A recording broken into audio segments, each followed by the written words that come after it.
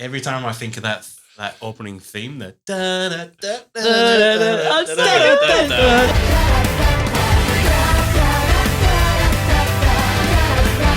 puts a smile on my face. It's so good. What about the fucking Attack on Titan like death metal? It's lit. Rumbling.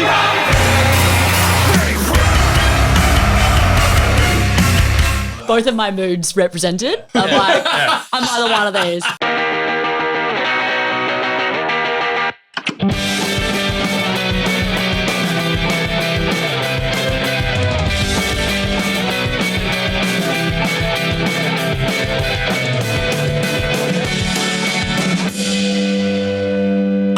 Hello, and welcome back to Gateway to Anime. How are you all? What's going on? Charlie, what's up? Hello. Not much. Good to be back. New season of anime, which is exciting. There's some pretty good ones. There are some big ones. Some return of the favorites. Some fucking weird shit. So I'm excited to talk about that today. Indeed, the winter season. Graham, how are you, mate? Good, man. Anime is back. It is. New year, it new goes anime. Away, but it's back.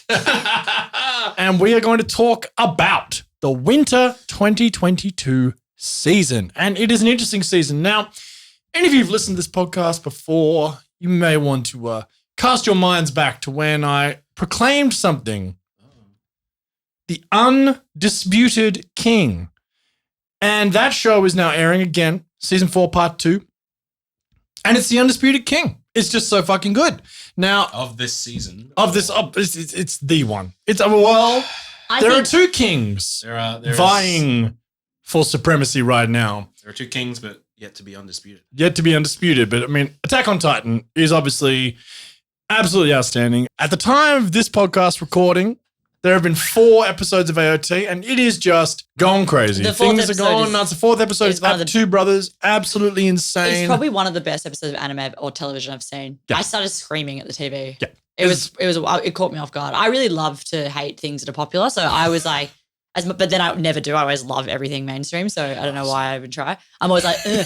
And when I watched it, I was just like, hype, yes, I was getting these like hysterical, like increasingly hysterical texts from Charlie, just being like, oh my God, and then this, and then this. And I was like, Attack on Titan's back. Yeah. It's, it does really look, I think it's Giggle's video, we've mentioned him before, the big anime YouTuber, his wrap up of 2021, top 15 animes of the year.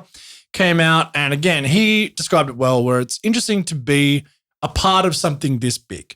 You know what I mean? Like, it's pretty rare, in anime in particular, for something to be this far-reaching and mainstream, you know? Like, the last one was Game of Thrones, really, you know? And it's like, it's a big thing to be a part of. It's at the moment, it's absolutely fantastic.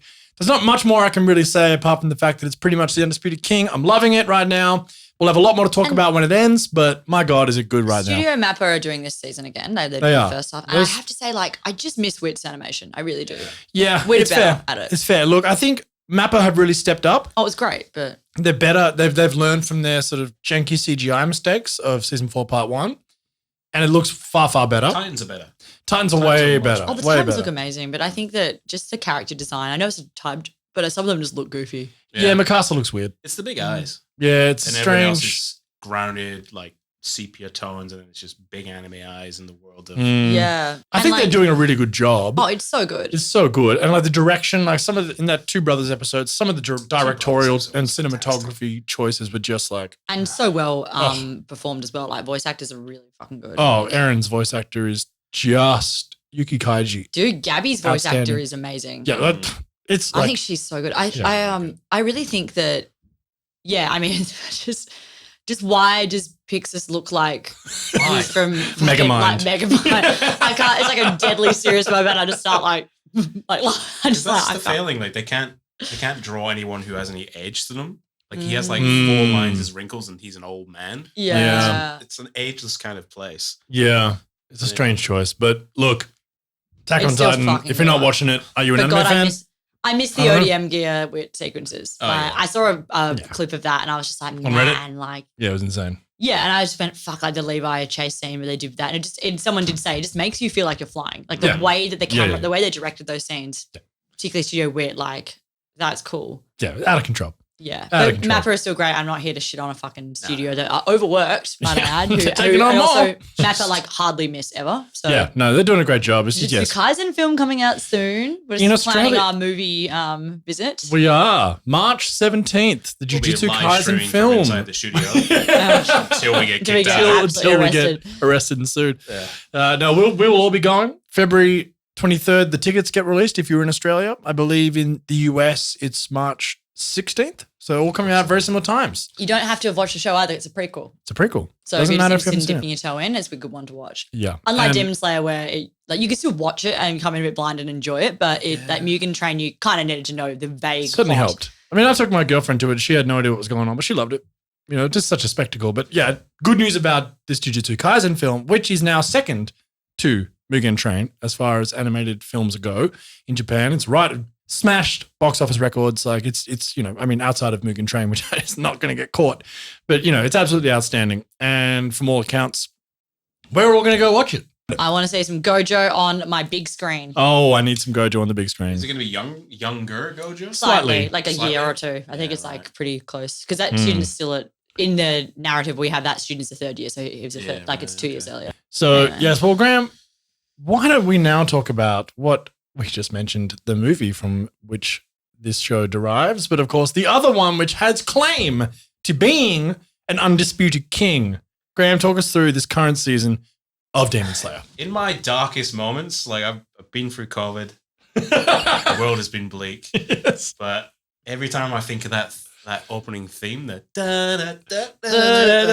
virus going off, just Yeah. puts a smile on my It's face. so good. What man. about the fucking Attack on Titan like death metal? Oh. one? It's lit. rumbling, rumbling? Yeah, I was like, yes. Both of my moods represented. Yeah. I'm Yeah. like, Yeah. I'm either one of these. Alternate daily, how you want to be. That's it. I love that theme. Like It's as an so good, opening. man. Demon Slayer, yeah. It so just good. it just feels like themes are such a hard thing to do, especially Yeah. Demon Slayer's first season one was an absolute banger. Oh, yeah. Oh, How do you- Garenge by Lisa. How do you good. top that? Outstanding. And it's just to make flood you with happy endorphins. Yeah. And like bright lights. And I was like, oh, it's got me. Yeah. It's got me. I'm in. The season itself, yeah, I'm loving it.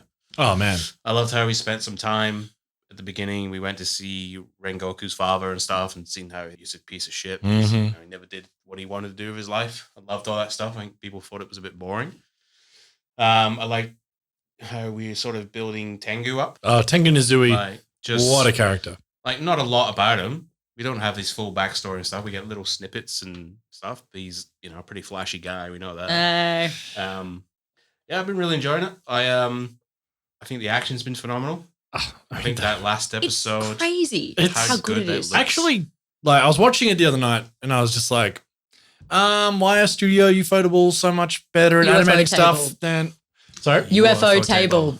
Why is Studio UFO Table just that much better than everybody else? I did a whole episode on UFO table, and I was pronouncing it Ufotable. We both were, and then We've all like been doing that it for just years. took one quick Google search from my partner to realize that it was UFO table, as in like unidentified flying object. Because apparently in the office they have a UFO shaped table. Is it maybe because they don't make every other anime in the world?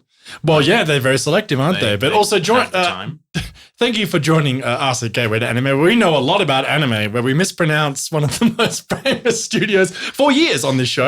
Anyway, Pronounced Suikoden. Oh my god, UFO table and Suikoden. don't tune into us for pronunciation. Please do Every not. other reason, No one tunes join into in an with us. Australian But anime pronunciation's podcast not our for strong point. We pronunciation. apologize for any offense it may cause. But yes, honestly, UFO Table, you're right. They're very selective with their projects. They take on as much as they can, and they know they can, and they deliver. Honestly, watching this, I was like, why does every other animation house suck?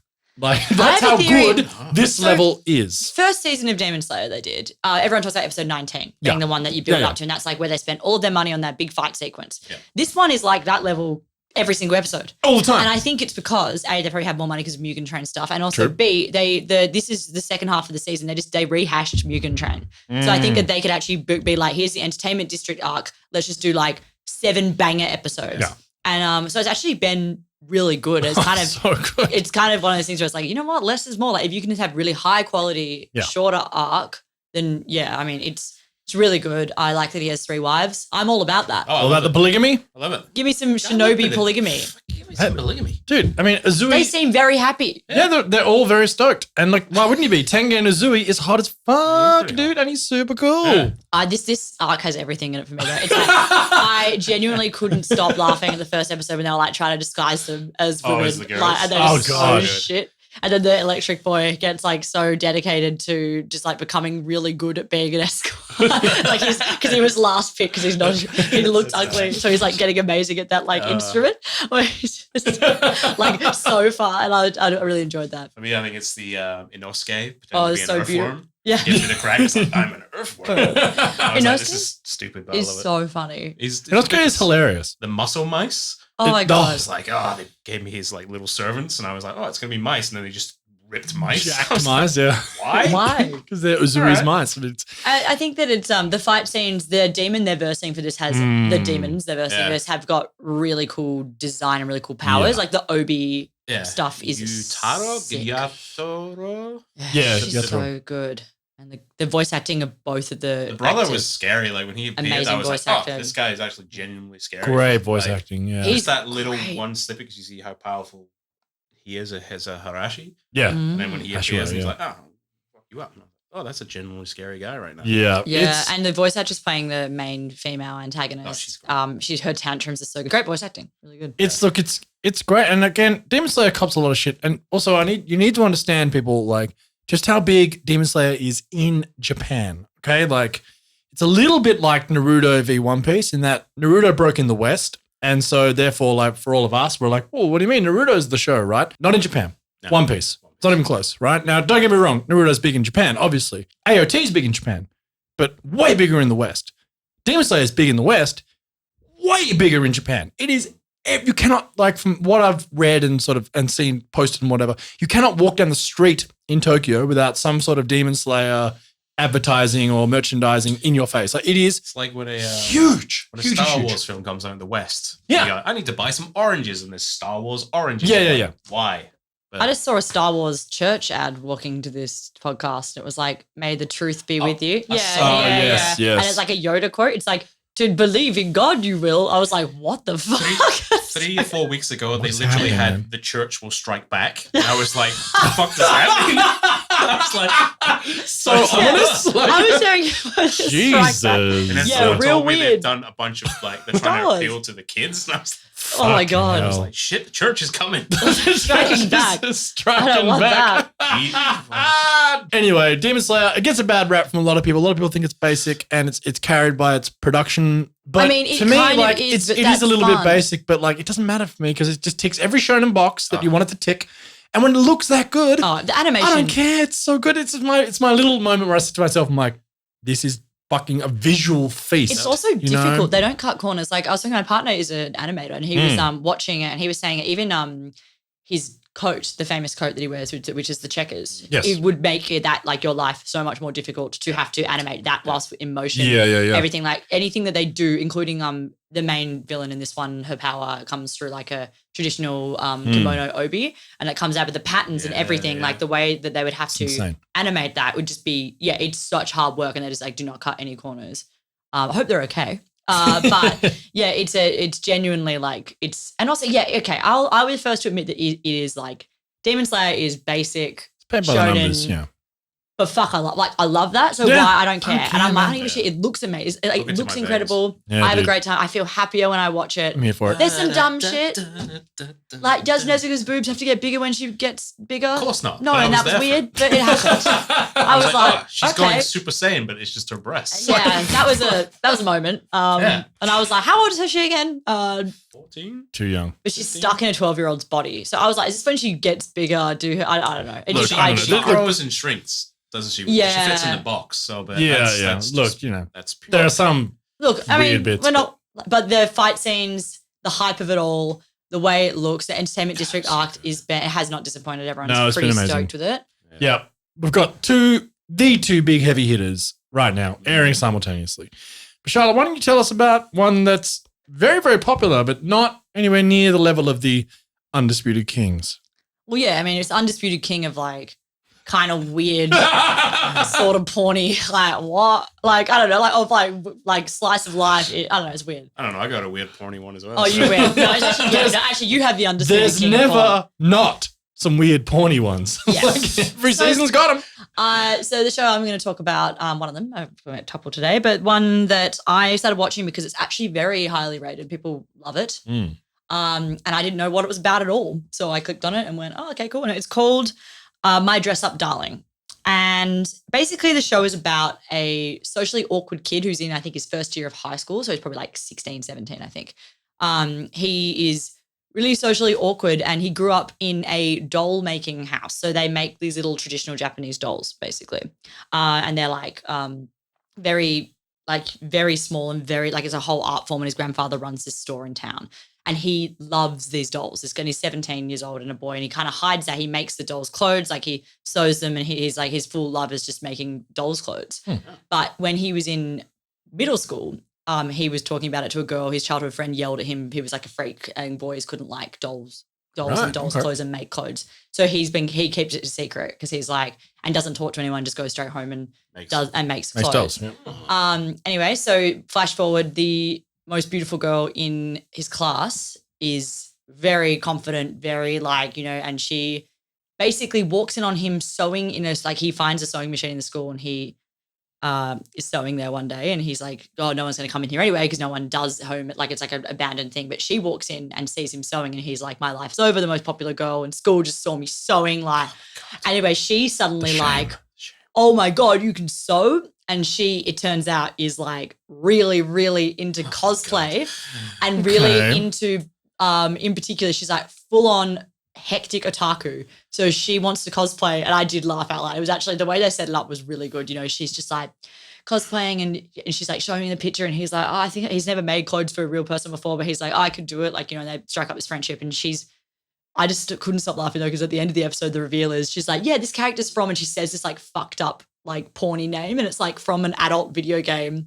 And she's like a full like perverted like otaku, and the character's from this like hectic sex video game. And he's like, what? And so it's like it's fully implied that she's just like, yeah, I'm into it. I love like playing a visual novel even. Yeah, eroji games they're called. They're like porn visual novels. And she's like full otaku. She has like anime memorabilia, and her whole thing is that she's pretty open about who she is.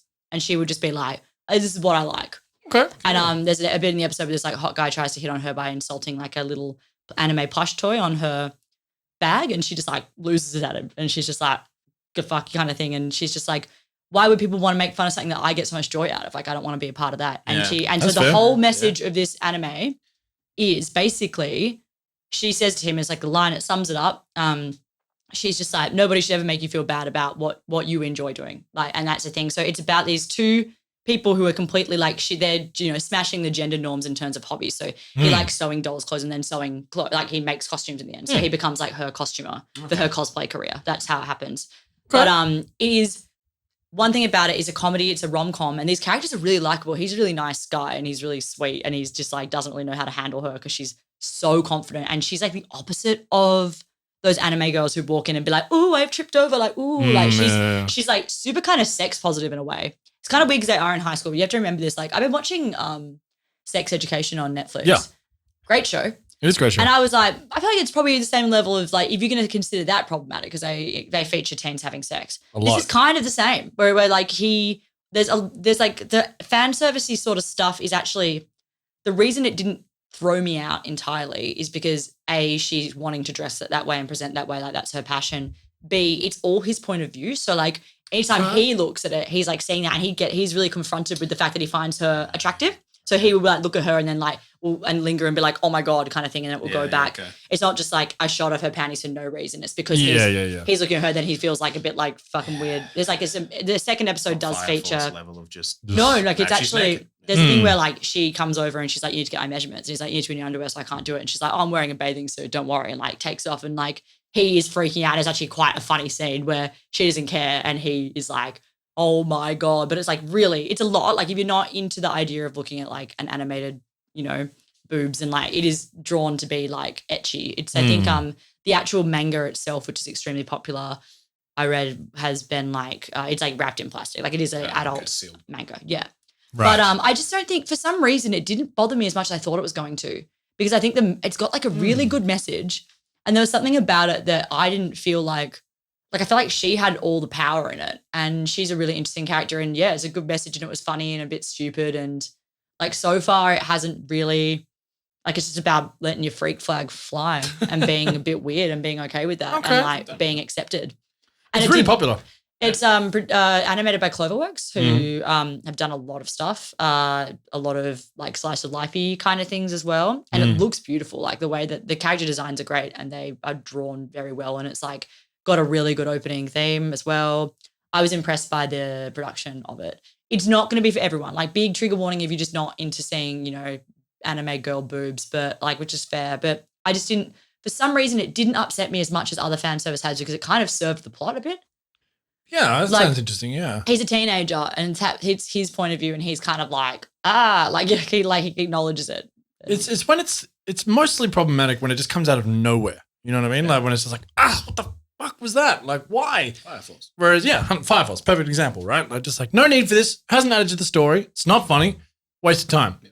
Just weird. Yeah, this is like a lewd sex comedy though. It's sort of like American Pie-esque. Well, sounds like not unlike Sex Education. In a sense that could probably be a storyline in Sex Education. You know what I mean? Like it would be. That's the thing. I was watching it being like, and I didn't think at any point that, you know, I mean, but yes, they are in high school. Just thing. And part of me was like, God, I would love it if they were just older. They were in college. That'd be great. I would be. But then I'm like, it's kind of fine because they're. I don't know. There's not anything explicit. She just like is a full-on degenerate otaku. And it's like, that's played for comedy as well, because she just doesn't really care. She's like, yeah, great. And then he plays the game and he like, it's just, actually this scene did make me laugh. His grandfather, who he lives with, who is like looking, and he like comes home and he's playing this like porn game, and his grandfather's like, I guess he's at that age. And then he's like, why is he being so serious though? He's like, why is he taking notes? He's like, I'm just like, he's there like taking notes. Like it's just like trying to figure. He's like, that's what it looks like from the back, like trying to see the outfit so he can make it for her. Like, and it's like, that made me laugh. That's like funny. That kind of thing. That's where funny. Like he is. That is funny. Not, it serves the plots. It's in character. That makes sense. And they're like, wow, teenagers are crazy these days, kind of thing. Crazy. But I enjoyed her as a character because it was a really kind of a unique, and she's not like a, you know, any other anime girl in that scene. Like, he would have, I could write it out. He'd like accidentally touch her boob and she'd scream and hit him over the head with something. And like this one, it's like, no, she's literally asking him to measure her, and she like knows the. Doesn't give a fuck. So she starts like trying to make fun of it and like and laughing through it and stuff. And like it's kind of, it's good. Yeah, I think there's something about it that was quite unique for anime. Yes. I'm gonna watch it actually. But yeah, it's a teen sex comedy kind of thing. Yeah, I don't think with any actual. I looked up whether there's any like actual sex stuff. No, it's just like the adult stuff is just about the no culture that she's into, that kind of thing. Okay, well, yeah, like I said, it's very highly rated, so it actually sounds kind of interesting.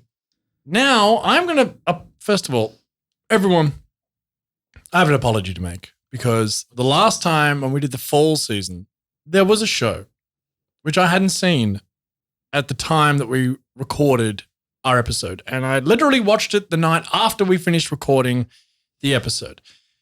And that show is called Ranking of Kings. Yeah, it's just like the fucking, how did you miss that? Where literally the whole thing is about an entire world where every kingdom has a king and they are ranked accordingly. I mean, come on, man. Is he the undisputed king? How did I miss this? Anyway. It's a black mark against the... it's terrible. Anyway, the second cour is now airing. And look, let me first of all, before I even get into what this show is, let me just say it's fucking awesome. Absolutely outstanding. So let me explain this whole thing to you. So originally a fantasy manga series by Sosuke Toka, it has been serialized online via Echo's user-submitted manga hack website since May 2017. And has been collected in 12 Tankemon volumes by Enterbrain. The anime is produced by my favorite studio, Wit Studios, who we mentioned before, who did the old Attack on Titan up till season 4, and debuted in the fall 2021 season. And this is now currently its second cour. So, what's this show about? Set in a medieval fantasy world where each kingdom has a king, and the kings and therefore kingdoms are ranked in order of strength, ability, intelligence, etc. So the king themselves are ranked via various metrics by a sort of independent adjudication body. So basically, if your king is number 1, then you are the most prosperous country, therefore. So like the king basically is the reason you're prosperous or not. So the more powerful the king, the better your life's going to be in those kingdoms, right? So the story follows Boji, the son of the number 7th ranked king, Bossy. Now, unlike his literal giant of a father, he's an actual giant who is the number 1 in strength, but his other ranks push him down to 7. 7's still very high, by the way. How many kings? Oh, there's like 50-ish. Oh. So Boji is tiny, he's deaf, he's mute, and incredibly naive, but also unbelievably wholesome. So those who know Boji love and adore him due to his kind-hearted nature and tenaciousness. But to most of the kingdom, he's a joke to be ridiculed and pitied. So Boji's half-brother, Daida, is everything Boji is not. Handsome, charismatic, intelligent, strong, self-assured. Daida sees Boji as a pitiful being who is little more than a nuisance who should just stop trying to rise above his station. In his eyes, anyway. He thinks he's pathetic. And Boji has a chance encounter with Kage.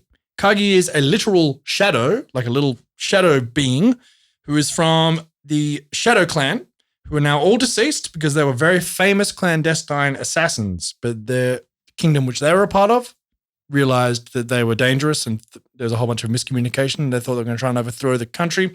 They were all killed. He's the final member. So he is now out making his own way, committing petty theft and running grifts. Now, somehow Kage is able to understand Boji despite him being mute. So Kage finds Boji intriguing and decides to follow him to see what this kid's all about.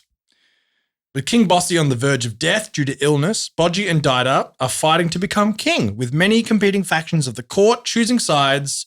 We embark on a journey full of magic, political intrigue, war, loss, and friendship amongst crippling adversity. That is Ranking of Kings. Sounds great. Honestly, and the thing about it is that it looks like a child's story. The animation style, and again, this is from the manga, the animation style, it's like a fairy tale. It looks when I first saw it, I was like, what is this? It looks like a kid's show. Every time I see the main character, Boji, yeah. Shin-chan Pop-a-Dop. Yeah, me too. Yeah. Shin-chan. 100%. It's like, but what this show does is it is masterful at subverting your expectation because it's like, it's super cutesy and like fun and like, oh, this is all fun and like fairy tale land. And then bam, hits you with something real. And you're like, whoa, that's so brutal, man. Like, what the fuck? Studio Wit, again, just like flexing on, after Ufotable are like the most aesthetically pleasing and like probably the best directors. But Wit, for me, are the most interesting studio because they always pick something new and different. Like, this is so different to The Great Pretender or to VV, Fluorite Eye Song, or Attack on Titan. Like, it's so basic, the animation, and it looks kind of like, it might turn you off. But I tell you, the reason it is so good is because when it hits you hard, you're like, whoa. That's not what I was expecting via this aesthetic. So yeah, honestly, and Boji is it's almost impossible to write a character that every person's going to like. You love Boji. You love him. Oh, really? It's impossible not to love Boji. He is so awesome. Is he the undisputed king? He might become the undisputed king. He's on his way. He's on his way. He's got a long way to go, old Boji boy, but he is going, and like his relationship with Kage is beautiful because they're both kind of lost souls and like find each other. And honestly, I cannot rank this show high enough. It is so good. It's one of my absolute favorites, and I cannot suggest it harder if I tried. So please go and watch Ranking of Kings, or Usama Ranking is the Japanese name of it, and it's just great. Check it out. It's going to constantly subvert your expectation. I haven't watched it purely for the animation style. Well, yeah, no, honestly. That's what I thought. I saw Shin-chan. I see that. Yeah. Miyazaki world. Yeah. It reminds me of like 70s fantasy cartoons. Yep, like 100%. The sort of Harry Potter rasticized artwork. Like, Yeah. But yeah, everyone's been, honestly, it's amazing, and it's got an edge to it that you wouldn't expect. It just keeps ticking boxes for me and keeps getting better and better. So like, huge tick from me. Might become an undisputed king one day. Who knows? Cost us more mug money. Subscribe to the Patreon so Sam can get more mugs. And this was given to us by a guest as well. I didn't pay for this. First taste is free. I said it again. Anyway, Ranking of Kings. Check it out. Yeah, Big I'm tip gonna have from to me. watch that, I reckon. No, it's so good. So good. Graham, what do you got for us? You got something a little bit I got something interesting. Spicier. So I was watching World End Harem. The The reason I was watching that is Oh, because all right, here we go. Here we go. right. No, what you need to understand Shut is up. There's a thing. So one of my favorite comics that came out in the last 20 years is a book called Why the Last Man. Okay. Which is about a fella who falls into a coma and he wakes up and every male in the world has died. He has survived, hence Why the Last Man. His name's Yorick, Why the Last Man. And then he has a fiance in Australia, and it's about his journey to try and get to, I think she's in Australia. Yeah. Navigate this world where he is like, a precious commodity and there's people trying to kill him, and such a great sweeping story. So then I was looking at synopsis, trying to figure out stuff to watch, and I was like, so much Demon Slayer, so much AOT, and then I read the synopsis, like, oh, that's like Why the Last Man. But anime, I was like, oh, I'll give that a crack. No. It's not. Mistake. It's not. The story's very similar. So it's about a young doctor who has, I think it's some version of scoliosis or it's a disease that will kill him. So he gets frozen, woken up 5 years later, and the sort of same thing has happened. Like all the males died. They don't know why. Was this triggering? It was like a pandemic show? No. Because I think immediately you're hit with giant anime titties and it kind of takes the edge right off it. Yeah. Like, They'll do that. The world is falling apart, but look at these breasts. You're like, I don't. So he's basically awakened, and it's immediate. Well, that he has to get to work, and he has to sort of. There's 5, I think, males that survive for the same sort of process, and it's their jobs to sort of repopulate the world. Okay. Or give it a crack. Yeah, this is a porno. Yeah. It literally is. It's hentai. It is. The main character doesn't want to obviously fulfill his duty because he's in love with a girl that he professes his love before he gets frozen. He's like, no. And she goes missing, so he's kind of wants to go find her as well. But before he goes to Australia? Oh, no, that's Why the Last Man. Why the Last Man. I got so confused for a minute. See, there. they're very similar. That's why I was like, this could be good, but anime. But no, and it what's different between obviously that is there's not just women throwing themselves at Yorick from Why the Last Man. It's like they're obviously the people that want to harvest his seed. There's women that want to kill him because they think men sort of almost ruin end everything. The world anyway, so men should die off anyway. Kind of fair. Like political powers want to hold. Like there's all this sort of thing. For this anime though, it's just about anime titties. Well, yeah, it's like he has to. They're like, you have to. You have to. Apparently, it's like the only way you can repopulate. Yeah. The world is through sexual intercourse. They haven't figured out any other way of doing any artificial thing. No. So I think they would have figured that out. I think they say like, oh, they tried. It's impossible. They tried to like inseminate. They blew all the labs up. I don't have any gloves. There's one ingredient missing. You gotta do it the old-fashioned way. So there was a lot of like, oh, they tried to inseminate, but it just didn't work. There has to be a penis involved. That's the only way to do it. Fucking So what they're telling me is that it's death by snoo. Yeah, it actually is. But then there's that whole sort of anime harem, thing where it's just not enough for him just to be like, all right, I have to go procreate. Let's do it. But there's just women throwing themselves at him and just trying to rape him in the shower and rape him in bed and rape him when he's going to the shops. Fucking hell. Like, yeah, bad vibes. Not good. It's rough. Yeah. How many episodes you get through? 2. 2. Man, that's fair effort, actually. Yeah. You gotta give it a fair whack. I'll just see take it on face value, I'll see if it's any good. Because it the could get next really thing interesting. they like, we need to wake up the third man because each guy's had their own sort of like. So he doesn't want to do it because he's got a love. Mm-hmm. There's one guy open it who's just into it, just all about it. This is the best life, and he's high fiving the other guy. And this is that Brannigan. As they pass in the corner, he's like, "Isn't this the best?" And he's like, "Oh, I love this girl," and he's like, "Nah, I don't love anyone." Lame. And then there's another guy who's thank God that guy. He's doing his civic duty. Get over yourself. Yeah, and there's like a shadowy council that you don't really know what they're doing. I think they might have killed off man and no one gives blown up all the labs of artificial insemination. all those weird squeezy things don't exist in this world anymore. And then they're like, "Oh, we need to wake up the third man," and that was on the last episode. I was like, "Well, I need to see who the third man is." That's how they get you. How is the third man? He's I'm interested. Your dweeby high school kid who's bullied at school and stuff. And they're like, that's the author self-inserting themselves. And they're like, yep, and then this character is me. Yeah. Wasn't there a big pushback because there was some censorship? Oh, I don't see any I'm pretty sure I read something on Reddit. Crunchyroll is sensitive. And people were upset. See everything.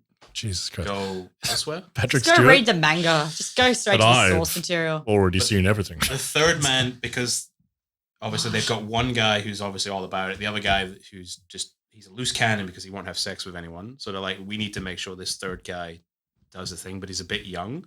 Ugh. So what they do is they recreate a high school and they send him to that high school. Oh, God, no. No! Okay. That is the worst thing I've ever heard in my life. So he's got... Oh, my God. Credit where credit's due. That was an inventive way to get that. In all honesty, he's shoehorned that in there. I was like, pretty well. I'm impressed. He's got a handler who's obviously, she's going to be the one that looks after him. And like, how old is he? Is he okay? He's not 15, okay. Maybe 16. Oh, he's not okay. He's not okay. Maybe older. No one is okay. Fucking hell. Yeah, it's not good. So don't watch this one. So is this a suggestion? How many gateways are you giving this one? 0. It sounds inventive. We're gonna get one gateway for inventiveness, I suppose. If you're into that type of thing, then you're going to be into that type of thing. Yeah, sure. Like, it's not what a lot of the reason we started this podcast was to steer people clear of this kind of anime content, right? Okay, World End Harem. Don't watch that. No. Don't watch that. No. But there you go, it exists. So you know it exists. That was on the list of people like, I can't believe this is getting an anime. Yeah. And it's not technically I can't believe hentai. it's not hentai, yeah. Yeah, there's like that interspecies reviewer. What's the line you cross and it becomes hentai? Though? Yeah. No, all the things that I don't like about anime. TV, like Prime fucking like. Look, there's a market I get, but I don't know, man. Not for me. Not for me. Not for us. It's not an Undisputed King. So, well, it's the Undisputed King of something. And I don't know if it's a good thing to be king of. And then having to get it on. Fucking hell. All right. So there you go, guys. Graham's watched that, so you don't have to. Yeah. Thank you for doing some research. Thank you for performing your civic duty to all there's not humankind. A lot of good anime this season, apart from obviously Second Cause. Yeah, it's that true. One you mentioned sounds pretty good, and then the rest is kind of. It is a weak season outside of the big heavy hitters at the top. There are some good stuff, but you just have to kind of like. It's a bit more slice of lifey, a bit more like. Sift through. Well, Charlie, what do you got for us? What's next on your list that you're watching this season? I decided to watch something just because I was on Funimation and I just clicked on whatever was like simulcasting. And I haven't watched a good like boys love yaoi style manga anime adaptation in a while. And I'm like I'm some of the best, like fucking Yuri on Ice is gorgeous. Like there's so many good stories, and like this one looks really like the character design. One of the guys looked like Kyo from Fruits Basket, so I was like, sold, I'll watch that. Straight in. And it looked really wholesome because it was in high school. And this one is called. Nothing. No. Yeah, true. That's a fake high. This is a real. School. That's the reveal in the 3rd episode. I mean, it is all boys' school, so. So Sasaki Milano is what it's called, and basically the premise is there is a kid who is he's probably about 15, 16. He's in high school. He's quite quiet, quite meek. This is a classic boys love trope, like looks very much like a girl in the face, like very pretty, very cute. Classic anime trope. Cute, very sweet, like he's endearing, he doesn't like the taste of sweet things. What? Yeah. I was like, what the hell is wrong with you? Man. I was like, babe, what? Anyway, but basically his secret is, and similarly to the one I watched before actually, is that he loves boys love manga. Like he's a huge fan. Yaoi fan. Big yaoi fan. So he will go to the store and he's like, and he's at this point, obviously it's going to change. He's like, I'm straight, but I really like reading boys love because he likes them be, and he just likes the storylines and is like really into the otaku kind of nature of it. So he's doing it very secretly. He develops a relationship, like a friendship with an older student who looks like a delinquent, who's actually got a heart of gold. Who How many tropes can they put in this thing? It starts when this guy tries to break up a fight, and then the older delinquent guy's like, no, I'll do it. You're going to get beaten up. And then he just develops this huge crush on him. And he like starts visiting him at school. They don't go to the same school. They visit him in the classroom and giving him like non-sweet cookies, and it's very nice, and they become friends. And then he's like, cookie?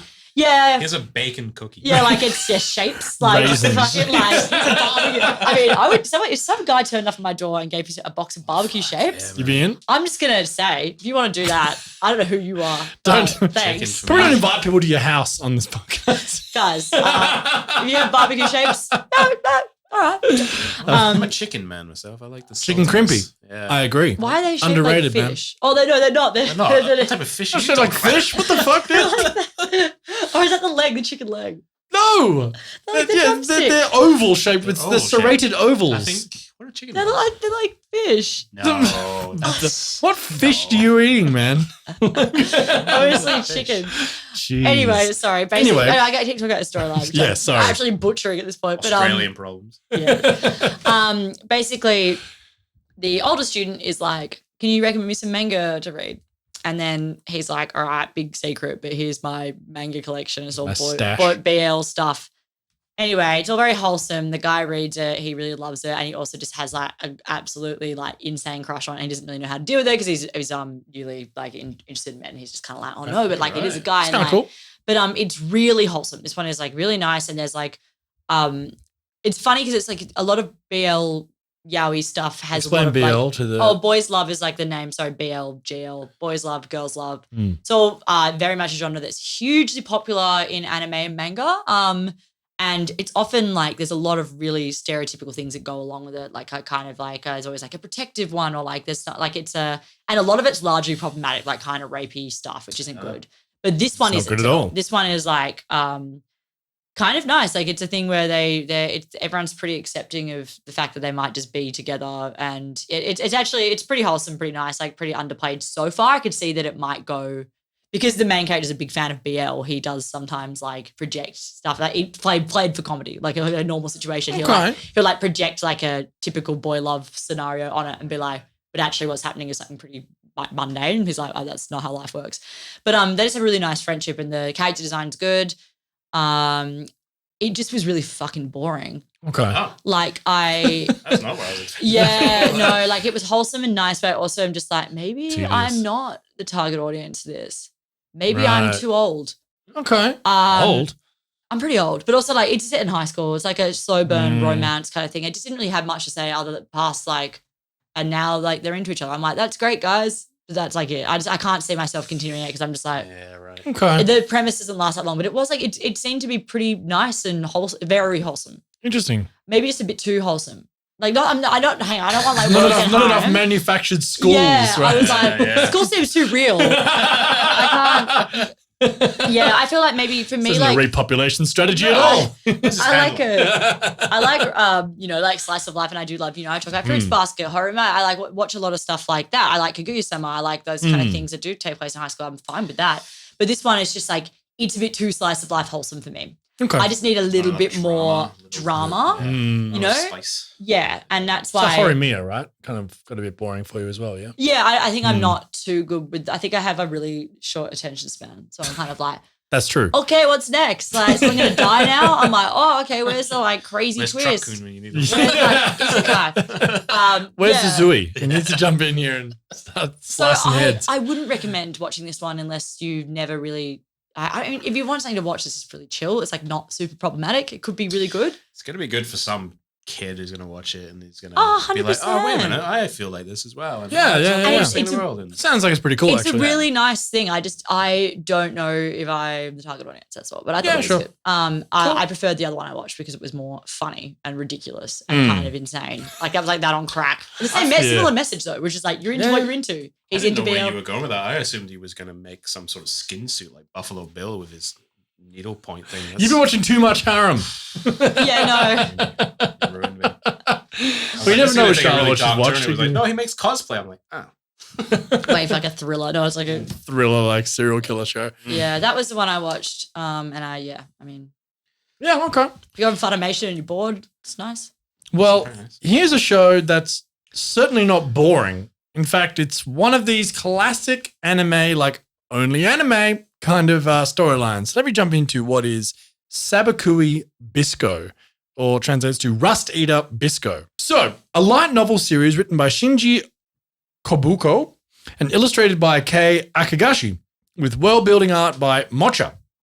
So ASC11 MediaWorks released 8 volumes since March 2018 under the Dengeki Bunko label. Manga adaptation with art by Yusuke Takahashi. Yusuke Takahashi was serialized online between April 2019 and March 2021 via Square Enix's online manga magazine, Manga Up. The second part of the manga with art by So Natsuki began serialization in the same magazine in December 2021. So it's very current and mostly, it's a light novel. So excuse all the horrible pronunciations I just did. There's some tough names. But the anime is being adapted by Studio Oz, who are brand new. In fact, this is their first ever anime. But some very big names are in the studio and on this project. The chief animation director was previously on Fate's Day Night, Heaven's Feel 1-3 at UFO Table, and ReZero. So close. They nearly got me again. ReZero, so, that's great pedigree. Yeah. The scriptwriter was a scriptwriter on Cowboy Bebop, Perfect Blue, Durarara, and Kino's Journey. The director was at Fate Zero, Fate's Day Night, Unlimited Blade Works, Devil is a Part-Timer. The assistant director worked on Code Geass, ReZero, Ergo Proxy, and the character designs were the same guy who did the designs for ID Invaded, one of my favorite anime originals of the last 5 years. So we've got a hell of a team here at Studio Oz. So anyway, but what is this show about? A plague-like wind blows across the arid, sandy expanse of a post-apocalyptic Japan. As it sweeps over the living and the non-living alike, rust is all that remains in its wake. The cause of the catastrophic state of the world is believed to be mushroom spores. Bisco Akaboshi, known as the man-eating mushroom, is a wanted criminal archer whose arrows grow mushrooms of varying size wherever they land. However, in truth, he is a mushroom protector, a person who spreads fungi in order to enrich the land and return it to its previous state. Alongside his giant crab, Akatsugawa, and a young doctor named Malo Nekoniyanagi, Bisco sets off through the wastelands of Japan searching for the legendary Sabikui, a Panacean mushroom said to devour all forms of rust. Anime crazy, people. It's wild. Did you say it's crab? It's giant crab. And I'm talking like 2-story. This is a giant ass crab. Oh, 2 stories. Huge crab. Now you've got my attention. A massive crab. He rides this crab across the desert. Maybe my attention span will survive that. It's actually kind of cool. It looks really good. The animation's really good. It's really, really good. But also it's got a high pedigree in the light novel field. So in 2019, the light novel ranked first in the overall ranking and in the new work ranking in the Bunkybon category, becoming the first series to achieve this feat. So it was across they have a very weird ranking system amongst the light novels, but it topped 2 different lists, which hadn't been done before. Yeah, right. And as of October 2021, the series has over 300,000 copies in circulation. So it's quite a big light novel. Again, what's a light novel, people? It is just a short novel aimed at young adults. So this is actually really quite fun. It's crazy. They've got war hippos. He's like, oh God, they released the war hippos, and these giant hippos are coming with like machine guns mounted on them. To be fair, I'd be the exact same. The police force ride, like kind of iguana type guy. Like it's fucking crazy. Mushrooms everywhere. Nonstop. It's fucking crazy. And it's a lot of fun. I mean, it's been 3 episodes so far, and I'm really enjoying it. It's kind of cool. It's like, I don't know how it's going to land, but I mean, the light novel is very popular, so that's promising. But it's crazy. It's certainly off the wall. It's wild. It's only anime can do this. And I think there's always one of those I like to watch a season. It was Tarked Up Destiny last time. The crazy noise that wasn't very hating. good, was it though? It actually ended up being pretty decent. Oh, okay. No, I'll give it a 6.5. All right. That's pretty good. Yeah, really solid. It fell away in the middle a bit and came back around. But this, I'm putting in the same kind of category. I'm not expecting grand things, but if I can get a 6.57 out of it, I'm pretty happy, because it's just like me too going, what wild shenanigans and war hippos are going to be coming at me today? Yeah. So honestly, if you're into a little bit of off the wall kind of wild shit, get into Sabikui Bisco. It's a lot of fun. I watched the first episode and what do you think? Didn't like the main character. Oh, the doctor. The doctor Milo. annoyed me. Panda. I would have took another pass at that with my drawing. Yeah, not the best design, is he? Yeah. Same voice as Tanjiro, though. Super effeminate looking. Yeah, I mean, the voice acting is great. Super effeminate character with blue anime hair, and he's a bit boring character. Bisco's cool. Yeah, Bisco's really cool. Yeah. He looks like a mix between like sort of what's the guy in My Hero Academia who hardens with the red hair? Kirishima. Yes, thank you, Kirishima. Looks a lot like him, but like a little bit softer feature-wise. Yeah. But yeah, it's really cool. I think it's fun. I think it's fun. Check it out. Good. Yeah. So look, like we said, it's kind of a weak season outside of the big hitters at the top. But yeah, this one's definitely up there for me as a new work. Otherwise, it's all about sequels. It's all about the sequels. What have you got? Do anything else, Charlotte? You got something else? I watched something accidentally, and then I regretted it with all my heart. Just because I didn't know I wanted to watch the doll one, the one that I talked about first. My Dress Up Darling. Yeah, My Dress Up Darling, and I just clicked on something on Funimation, and it accidentally took me to something called Akebi's sailor uniform. And since it was about sewing, I just thought that it was the same thing. And I got halfway through the episode, and I was like, "Why is this popular?" This stuff is it's like pure slice of life. You're dealing with like a middle school girl who wants to go to her dream school so she can wear a sailor uniform, like the traditional the classic young dream. Yeah, but I was all have. She's like, it's been her dream, and I'm like, wow, she's about to achieve her goal. But then it's all downhill from there. This is she gets to her mum makes her the sailor outfit, and then she gets there and no one's wearing it. They're all wearing blazers, and it's like a prestigious school, and she's like quite poor going to it. But this show made me feel weird because it just it was super slice of life here. I was like, why am I watching this?